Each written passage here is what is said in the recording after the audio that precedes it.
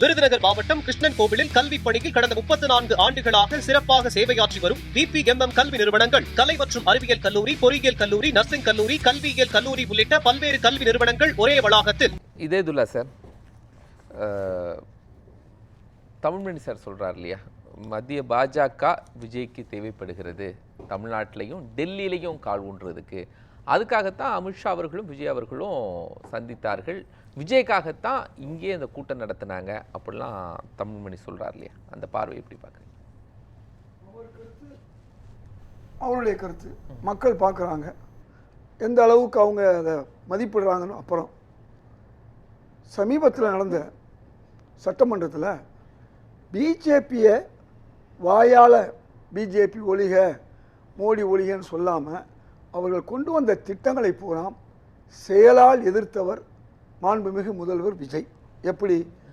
நீட்டு விஷயம் ஒன்றிய அரசுக்கு எதிரானது, எஃப்சிஆர்ஏ ஒன்றிய அரசுக்கு எதிரானது, வந்தே மாதரம் பாடலை பின்னுக்கு தள்ளி தமிழ் தாய் வாழ்த்தை முன்னுக்கு கொண்டு வந்த தீர்மானம் அதே தான். அதே மாதிரி உங்களுக்கு இன்னொன்று என்னென்னு சொன்னால் டீலிமிட்டேஷன். ஒவ்வொரு ஒன்றுமே ஒன்றிய அரசை நேரடியாக எதிர்க்கிறது. ஆனால் அவருக்கு காதலும் கிடையாது, மோதலும் கிடையாது. எதிர்கட்சியாக இருக்கும்போது கருப்பு கொடி காட்டுறது, ஆளுங்கட்சியாக வந்தோடனே வெண்கொடை பிடிக்கிறது, ஆளுங்கட்சியாக வந்த பிறகு பிரதமர் வரலாம், மற்ற அமைச்சர்கள் சம்மந்தப்பட்ட விழாவுக்கு வரலாம், ஒரு கட்சி விழாவுக்கே திரு ராஜ்நாத் சிங்கை கூப்பிடுறது, இப்படியெல்லாம் வந்து செய்கிறவர் அல்ல மாண்புமிகு முதல்வர் விஜய். அதை முதல்ல நம்ம புரிஞ்சுக்குவோம்.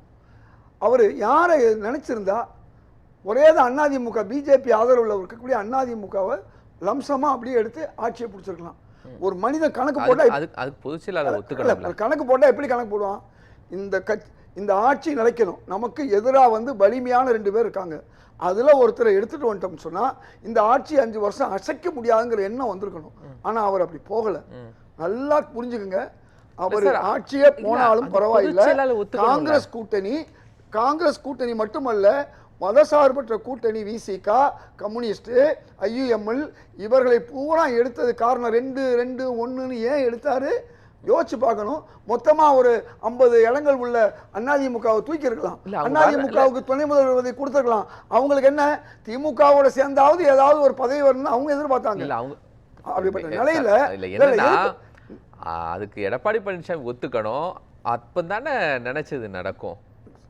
எடப்பாடி பழனிசாமி ஒத்துக்கிட்டாரா இல்லையாங்கிறது 4ஆம் தேதி ரிசல்ட் வந்த சாயங்காலம் விழுப்புரம் சண்முகம் என்ன சொன்னாரு, காரில் நான் சென்னையில் வந்துகிட்டு இருக்கும்போது கங்க்ராச்சுலேஷன் எனக்கு சொல்றாங்க. அப்படி யார் விஜய் பேசினான்னு சொன்னாரா?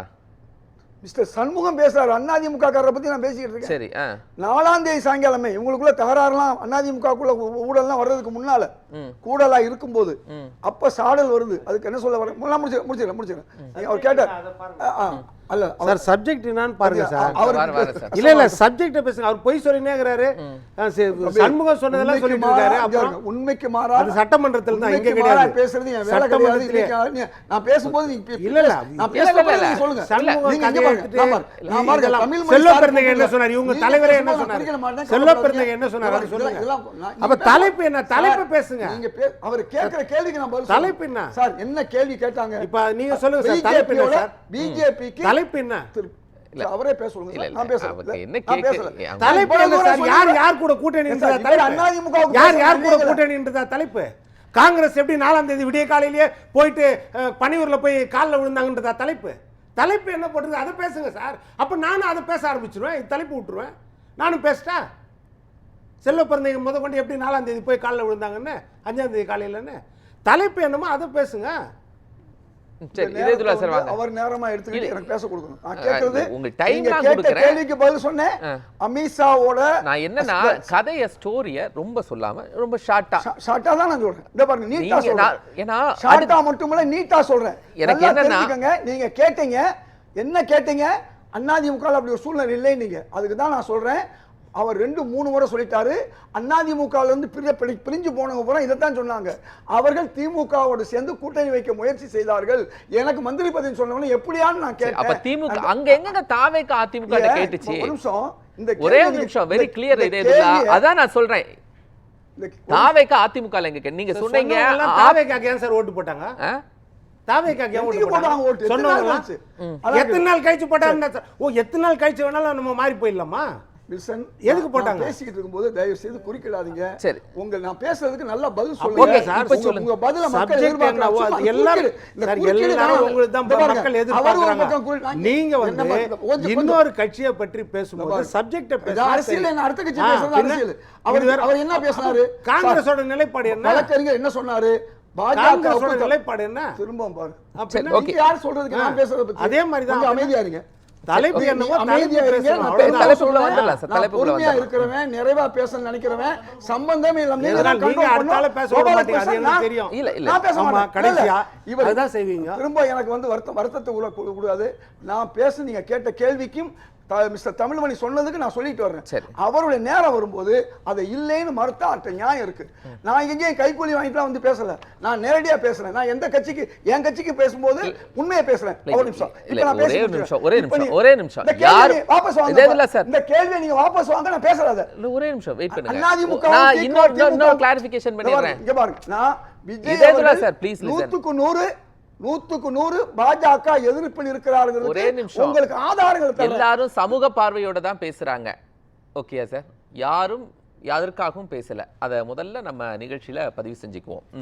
இந்த குறுக்கீடு தேவையில்லை. இல்ல, அதற்காக நீங்க அவ்வளவு என்ன குறுக்கீடு நான் கேக்குறேன். இல்ல, அப்படி என்ன உங்களுக்கு நாளைக்கு விருது கொடுத்துட்டு போறாங்க? அதான் நான் கேக்குறேன். திமுக தான் சார் ஆமா, கொடுப்பாங்க. அவங்க கொடுப்பாங்க, இவரு கொடுப்பாங்க. எனக்கு கொடுப்பாங்க, கொடுத்த உங்களுக்கு பிறகு இவர் தாவேக்காக கொடுப்பாங்க. போயிடுவாரு. ஆமா. இப்போ நான் பேச வேண்டிய விஷயம் நீங்க கேட்ட கேள்வி. சரி.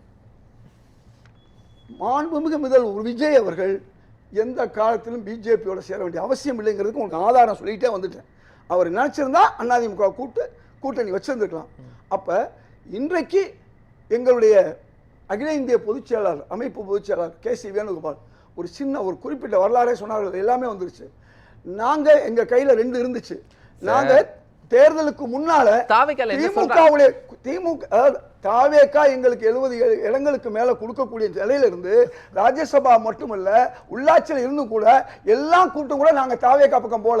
எங்களுடைய நீண்ட நாள் கூட்டணி திமுகவோட தான் நாங்க இருக்கணும்னு விரும்பணும். ஆனா மக்களுடைய தீர்ப்பு வேறையாக இருந்தது. அதன் விளைவுதான் நாங்க இன்னைக்கு பாஜக வந்துவிடக்கூடாது, பாஜகவுடைய மறைமுக கட்சியான அதிமுக வந்துவிடக்கூடாது என்பது இன்னைக்கு பேசினாரு.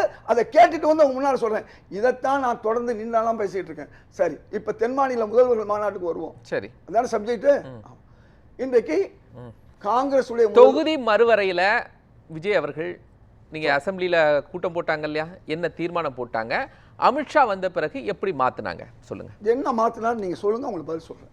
அவர் என்ன மாத்தி இருக்காரு சொல்லுங்க. சரி, அவருடைய தெளிவா கூடாது. இந்தியாவிலேயே முத தெளிவா இருந்த ஒரு ஆளு மாண்புமிகு முதல்வர் விஜய். நோ டீலிமிட்டேஷன் தெளிவா சொன்னார். இப்போ என்ன சொல்றாரு? இப்போ அதான் சொல்றாரு. இன்னைக்கு காங்கிரஸ் அதான் சொல்லுது. இன்னைக்கு எங்களுடைய பொதுச் செயலாளர் நீங்க தவறான சொல்லிப்பேன். இப்போ சதவீதம் குறையக்கூடாது, அதாவது திமுக 7.18 அப்படின்னு ஒரு சதவீதம் சொன்னாங்க இல்லையா, அது குறையக்கூடாது அப்படின்னு தான் ஃபேர் டீலிமிட்டேஷன் வச்சாங்க. அசம்பிளிக்குள்ள நோ டீலிமிட்டேஷன் சொன்னாங்க. இப்போ அகைன் ஃபேர் டீலிமிட்டேஷன், சதவீதம் குறையக்கூடாது. திரும்ப உங்களுக்கு கேட்கறது, திரு 545 தொகுதிகள்ல மாற்றம் வரக்கூடாதுன்னு அசம்பிளிக்குள்ள தீர்மானம் போட்டாங்க. இப்போ என்ன தீர்மானம் போட்டிருக்காங்க? வேற ஏதாவது கேள்வி இருந்தா கேட்டுங்க, என்ன பேச விடுங்க. முதல்வர் விஜய் அவர்கள் 7.2 அப்படிங்கிற வார்த்தையை சொன்னாரா, ஃபேர் டீலிமிட்டேஷன் வார்த்தையை சொன்னாரா? இந்த சம்பந்தமே இல்லாம அவர் சொல்லாத வார்த்தையை அப்ப அவர் என்ன வார்த்தை சொன்னார் ப்ளீஸ் சொல்லுங்க. அத சொல்லலைங்கறத நான் இப்ப சொல்றேன். அவரு தெளிவா இருக்காரு. முதல்ல இருந்து தெளிவா இருக்காரு. காங்கிரஸ் கட்சி கூட நாங்க வந்து என்ன ஒரு சூழல். ப்ளீஸ் சார், அது என்ன வார்த்தை சொன்னான்னு சொல்லிருங்க. நீங்க போட்டு காமிங்க, உங்கள்ட்ட இருந்தா போட்டு காமிங்க, பேப்பர் இருந்தா ஆதாரம் காமிங்க, படிச்சு காமிங்க. இன்னைக்கு என்ன சொன்னாருன்னு படிச்சு காமிங்க. ஏன் சார், நான் இவ்வளவு தூரம் சொல்றேன், உங்கள்ட்ட ஆதாரம் இருக்குன்னு நீங்க சொல்லணும். ஒரு ஆதாரம் இல்லாம முதல்வரை வந்து நீங்க ஊடகங்கள் போறாங்க, ஊடகங்கள் மூலமா நாங்க பெறப்பட்ட செய்திகள், முதலமைச்சர் பேசியது நான் இங்க பதிவு செய்யறேன், மிக சரியா பதிவு செய்யறேன். இந்த சதவீதம் குறையக்கூடாது அப்படிங்கிறது தான் ஊடகத்தின் வாயிலாக நான் சொல்லக்கூடிய ஒரு விஷயம். அவரு அது நீங்க நோ டீலிமிட்டேஷன் சொன்னாரு அப்படிங்கிற எதன் மூலமா பதிவு செய்றீங்க? திரும்ப நான் உங்களுக்கு சொல்றது அதை சொல்லுங்க. பாருங்க, அவரு நீங்க சொன்ன 2 வார்த்தை முதல்ல வாபஸ் வாங்கிருங்க. ஃபேர் டீலிமிட்டேஷன் அவர் சொன்னாரா? சதவீதம் குறையக்கூடாதுங்கிறது ஃபேர் டீலிமிட்டேஷன். இந்த பாருங்க, அந்த சதவீதத்துக்குள்ள வராதீங்க. அவர் சொன்ன வார்த்தை இன்னைக்கும் நோ டீலிமிட்டேஷன் தான். ஃபேர் டீலிமிட்டேஷன் வார்த்தை அவர் சொன்னாரா? சரியா, நீங்க மறுபரிசீலனை பண்ணுங்க. அப்படி இல்ல, அப்படி நானும் நான் கேட்கிற கேள்வி ஃபேர் டீலிமிட்டேஷன் சொன்னாரா, அல்லது நீங்க 72% உள்ள அளவுக்கு எங்களுக்கு கொடுங்க அந்த வார்த்தை 7.2 திமுக சொல்றது சதவீதம் குறையக்கூடாதுன்னு எப்படி எனக்கு புரிஞ்சுக்க தெரியல. நீங்க பாருங்க, நீங்க தேவையில்லாம ஒரு முதல்வருடைய பேச்சுல நீங்க தவறான வழிகாட்டுதல் பண்ணிராதீங்க. அது தவறு. சதவீதம் எனக்கு ஒரு புரிதல் மட்டும் நம்ம மக்களுக்கு இருந்தா கையில காமிங்க. இதேதுல்லா சார் வார்த்தை அவர் என்ன இதேதுல்லா சார் பதிவு செஞ்சதை நாளைக்கு மக்கள் பார்க்க போறாங்க. ப்ளீஸ் ஒரே நிமிஷம். முதலமைச்சர் என்ன சொன்னாரு? சதவீதம் குறையக்கூடாதுன்னு சொன்னாரா, என்ன சொன்னார் அதை சொல்லுங்க. நான் திரும்பவும் சொல்றது, சதவீதம் யாருக்குமே குறையக்கூடாதுன்னு எல்லாரும் சொல்றது. இதுக்கு முன்னாடி என்ன சொன்னாங்க? லிமிட்டேஷன் தானே, 544 சீட்ஸ் தானே சொன்னாங்க. இன்னைக்கு ஏன்னா மக்களுக்கு டிபேட் பாக்குறாங்க சார். நீங்க உங்க மூலமா அவர் தெளிவுபடுத்திக்கிறேன். இன்னைக்கு நடந்த விஷயம், ஏன்னா இன்னைக்கு சப்ஜெக்ட் அது, அந்த சப்ஜெக்ட்டுக்குள்ள நம்ம தவறா பயணிக்க கூடாது. நீங்க பேசுங்க. என்ன நான் பேசுறேன் சொன்னார். மாநிலங்களுடைய பிரதிநிதித்துவம் குறையக்கூடாது எல்லாரும் சொல்றாங்க. ஒவ்வொரு மாநிலத்துக்குள்ள பிரதிநிதித்துவம் குறையக்கூடாதுன்னு சொல்றாங்க. ஆனா அப்படின்னா என்ன அர்த்தம்? 543 நில்லுங்கன்னு சொல்றாங்க. இப்ப நான் சொல்றது, இன்னைக்கு எங்க மாநில அகில இந்திய பொதுச்செயலாளர் 543 தான் நிக்கணும். இந்த 543 தான் பெண்களுக்கு இடஒதுக்கீடு கொடுக்கணும் சொல்லிட்டு இருக்காரு. இருக்கிறதுல யார்ட்ட நான் கிராஸ் செக் பண்ணேன்? ஒரே ஒரு நிமிஷம். இதேதுல்லா சார் 3 பேர்ல யார்ட்ட கிராஸ் செக் பண்ணேன்? வேற ஒருத்தர சொல்லுங்க. நான் சொல்றது கேளுங்க. இல்ல 3 பேர்ல மாநிலத்துக்கும் அநீதி இழைக்கப்படக்கூடாது சொன்ன வார்த்தைய, அதுக்கு என்ன பொருள்? எந்த இன்னைக்கு இல்ல கொண்டு வரணும். நான் திரும்ப வரேன். இதேதுல்லா சார் மக்கள் பார்த்துட்டு இருக்காங்க. நான் குமார் சார்ட்ட போயிட்டு திரும்ப வரேன். எல்லாருக்கும் தெரியும். நான் குமார் சார்ட்ட போயிட்டு முதல்வர் விஜய் நோ ஃபேர் டிமினேஷன் என்ன சொன்னாருங்கற நான் வந்துறேன். திரும்ப உங்களுக்கு சொல்லல, அவர் எதை சொல்ல டைம் கொடுக்கிறேன். மாநிலத்துக்கும் அநீதி இழைக்கப்படக்கூடாது, எல்லாத்துக்கும் சரியா இருக்கணும்ங்கறத சொல்றாரு. நான் டைம் கொடுக்கிறேன். நீங்க சொன்ன 7.2 அவர் சொல்லல. அதே மாதிரி ஃபேர் டீலிமிட்டேஷன் சொல்லல. இந்த ரெண்டுமே அவர் சொல்லல. தயவு செய்து நீங்க பாருங்க, எந்த வார்த்தையாவது அவர் மாத்தி சொல்லியிருக்காரான்னு பாருங்க. நீங்க அப்படி இருந்தா ஆதாரத்தை இங்க காமிங்க, நான் ஏத்துக்கிறேன். நான் மாட்டேன்னு சொல்ல மாட்டேன். நியாயம் இருந்தா நீங்க நீங்க எதுல பாத்தீங்க இந்த செய்தியை? நீங்க இந்த செய்தி எப்படி பாத்தீங்க? என்ன செய்தி? இப்ப சொன்னீங்களா அவர் இது சொல்லல அது சொல்லல, அது எதுல பாத்தீங்க? பேசின சப்ஜெக்ட் வந்துச்சு பத்திரிக்கையில, அந்த சப்ஜெக்ட் அது மட்டும் வரல. இன்னைக்கு பகல்ல உள்ளது எல்லாமே வந்திருக்கு. அந்த சப்ஜெக்ட் வரல. சரி குமார் வந்துட்டு வந்துறேன். காங்கிரஸ் தெளிவுபடுத்தி இருக்கதே நான் சொல்லிடுறேன். இல்ல வந்துறேன். என்ன தெளிவுபடுத்தி இருக்குன்னா, நோ டீலிமிட்டேஷன் 543 தான் மகளிருக்கு நீங்க வந்து இது ஒதுக்கீடு கொடுக்கணும் அப்படின்னு இன்னைக்கு மாலையில எங்க தலைவர் சொல்லிட்டு போயிருக்காரு. சரி நான் டைம் தரேன். இதேதுல்லா சார், அதாவது மாநில உரிமைகளுக்காக காய் நகர்த்தல் ரெண்டையும் சேர்த்தா 80% மேல வருது. அவர் அமித்ஷாவை பார்த்து மாநில உரிமைகளை கேட்டது மட்டுமல்ல, வரி விஷயத்தில் அவர் சொன்னது, சகோதரர் தமிழ்மணி சொன்னது ஒரு சின்ன இதை மட்டும் நான் சொல்லி முடிச்சுக்கிறேன். ஜிஎஸ்டிங்கிறது எப்போ வந்துச்சு? அரசியல் சட்டம் இருந்தது, அதுக்கு பிறகு சட்ட திருத்தம். நாளைக்கு எந்த ஒன்றிய அரசு வந்தாலும் சட்டத்தை திருத்தி இந்தந்த வகையில் மாநில அரசுகள் வரி வசூல் செய்யலாம்ங்கிற அந்த அடிப்படையில் தான் இன்னைக்கு மாண்புமிகு முதல்வர் விஜய் கேட்டிருக்காரு. அதனால் அது தவறு இல்லை. இன்றைக்கு நடந்த விஷயங்கள் எல்லாமே உங்களுக்கு பாண்டிச்சேரி முதல்வர் வரல, ஏன்னா ஆளுநர் வந்ததுனால. எல்லா மாநில முதல்வர்களில் ரேவந்த் ரெட்டியும் அவரெல்லாம் வெளிநாட்டில் இருக்கார்.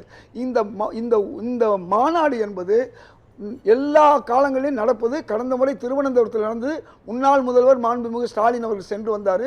இது என்னமோ புதுசு கிடையாது. ரொம்ப பேர் வாட்ஸ்அப்பில் வந்து அமித்ஷாவை பார்க்க போனார் விஜய் சொல்றதெல்லாம் தவறான விஷயம். இது வந்து ஒரு முதல்வராக இருக்கக்கூடிய கடமை. அவர் உள்துறை அமைச்சராக இருந்தாலும் இந்தியாவுடைய விஷயத்தில் அவர்கிட்ட தான் சட்டம் ஒழுங்கு எல்லாமே இருக்குது. அதனால இன்னைக்கு நடந்த மீட்டிங் என்பது எல்லா மாநிலங்களையும், தென் மாநிலங்களில் ஒவ்வொரு மாநிலமாக நடக்கிற மீட்டிங்கு, அது இன்னைக்கு தமிழ்நாட்டில் நம்முடைய முதல்வர் விஜய் நடக்கும்போது இங்கே நடந்திருக்கு. சிறப்பாக நடத்தியிருக்காங்க. மற்ற முதல்வர்கள்லாம் கேட்காத ஒரு விஷயத்தில் மாநில உரிமைகளை அவர் கேட்டிருக்காரு. அவரை பாராட்டுவோம், வாழ்த்துவோம்.